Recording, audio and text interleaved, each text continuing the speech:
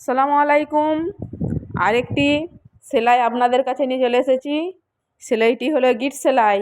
আপনারা দেখুন এবং শিখে রাখুন, আপনাদের কাজে লাগবে।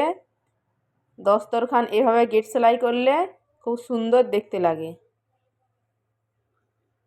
ইনশাআল্লাহ আপনারাও শিখতে পারবেন এবং করতে পারবেন। আল্লাহ হাফেজ। আমার চ্যানেলটি সাবস্ক্রাইব করবেন এবং আমার পাশে থাকবেন নতুন নতুন সেলাই দেখার জন্য।